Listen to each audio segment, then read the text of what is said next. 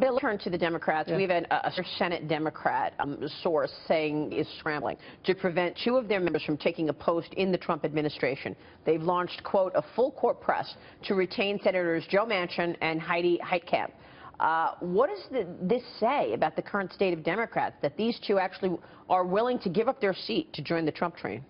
Well, look, every administration tries to show bipartisanship by getting a member of the opposite party to be in the administration, whether it was President Obama with Ray LaHood, quit the Congress to go in, whether it was George Bush 43 with Norman Mineta at transportation. So that's a obvious thing that most presidents will do.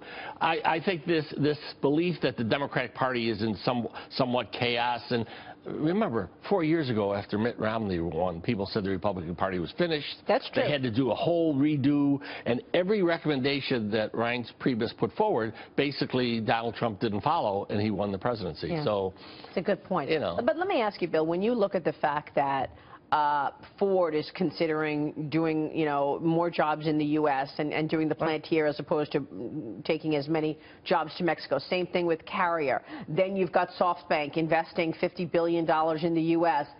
Then you've got, more talk of companies trying to do IBM yesterday saying we're going to invest in the U.S. 25,000 jobs. People are scratching their heads and saying, how come Obama didn't pick up the phone and call Carrier? How come Obama didn't do all of these things? Well, first of all, a new administration gets a lot of leeway coming in, okay? And some people would interpret, and it remains to be seen how far the president-elect goes with this when he's president, some people will view that as a threat. Okay, now Carrier, which is owned by, is part of a company that has large defense contracts. Some people thought that, you get to a gray area where there's a bit of a threat by the President of the United States. Now, right now, everybody's enthusiastic about it, and it's good. But if a company honestly believes that in their interest they should do manufacturing somewhere else because of their needs around the world, and you have a managed economy, that's what the Chinese do. We've never had that.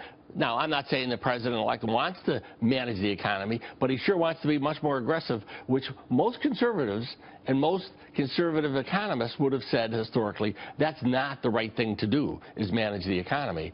And that's a small example, Carrier. It's only 800 jobs, which obviously if you were or I were one of the 800, that's important to be saved. But if you take that pattern and you take it to every industry, that's a very different sort of world economically that we're getting into, and I would proffer that most conservatives historically would not be for that sort of aggressiveness. Well, he did put out the tweets to Boeing and Lockheed Martin saying that their programs were too expensive. Right. Is that a threat? Do you think he's threatening these companies? Well, behind that is obviously he's upset about the cost. Whether the $4 billion for an airplane was the...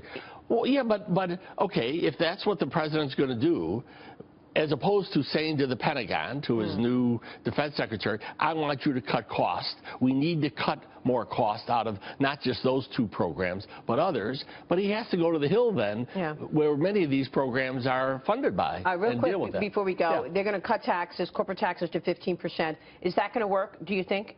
Well, it remains to be seen, and we'll see whether or not the deficit skyrockets, which many people would be concerned about. I think it's a good thing, obviously. Work, the questions are going to come out again. Well, how come Obama didn't do Well, this? he didn't have a Congress that would deal with him in many ways at all. It's a given fact, as you know, that the leadership 8 years ago said our game plan is to do nothing so we could beat him in 12, and they thought they were guaranteed. Because he wanted to raise taxes, though. Obama wanted to raise taxes. They didn't want to do remember, that. I mean, one of the things the president-elect has right now going for him is a very strong economy coming into this. Where President Obama came in... numbers yesterday that were very weak. Retail sales were very weak. Wages haven't moved in 20 years. When President Obama came in office, there were 750,000 people losing their jobs a month. 10 years later, here we are 10 years later. 8 years later, and it's very strong. And you've got growth. You've got unemployment down to 4.6. So, and all I'm saying is, when the president-elect is coming in office, he has a much different situation than what President Obama faced. Bill, good to see you. Thank you. Thank you so much. Bye-bye. Bill Daley. We'll be right